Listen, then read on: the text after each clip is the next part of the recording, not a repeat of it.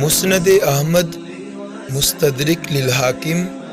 مسند بزار اور دیگر کتب حدیث کے حوالہ سے امام جلال الدین سیوطی الخصائص الکبریٰ شریف کے اندر اس حدیث پاک کو نقل فرماتے ہیں کہ حضرت ارباز بن ساریہ سے روایت ہے، رسول محتشم صلی اللہ علیہ وسلم نے فرمایا، انی عبد اللہ و خاتم النبیین و ان آدم لمنجدل فی طینتہ او کما قال، کہ میں اللہ کا بندہ ہوں اور اس وقت کا خاتم النبیین ہوں جب آدم علیہ السلام کا خمیر تیار کیا گیا۔ وَسَأُخْبِرُكُمْ عَنْ ذَلِكَ دَعْوَةُ أَبِي إِبْرَاهِيمَ وَبَشَارَةُ عِيسَىٰ وَرُؤْيَا أُمِّي الَّتِي رَأَتْ أَوْ كَمَا قَالَ، اور میں تمہیں عن قریب بتاؤں گا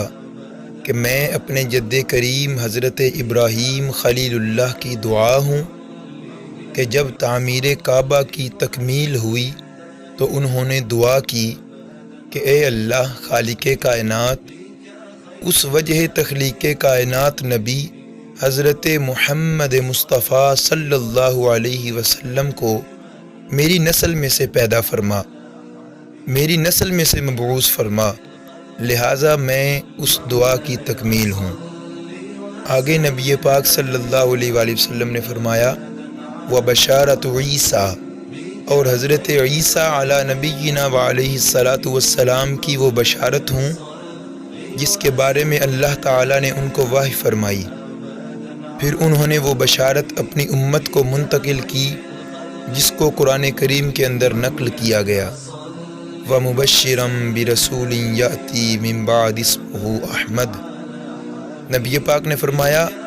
کہ میں وہ دعائے ابراہیم ہوں، میں وہ بشارت عیسیٰ ہوں، اور میں ہی اپنی والدہ کا وہ خواب ہوں جو انہوں نے دیکھا۔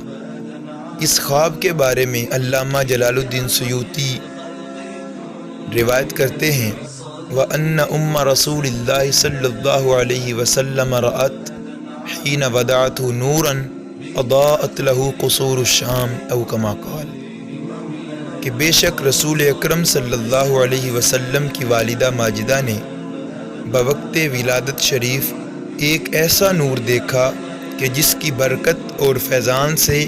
ہزاروں میل دور موجود ملک شام کے عظیم و بالا محلات نظر آنے لگے۔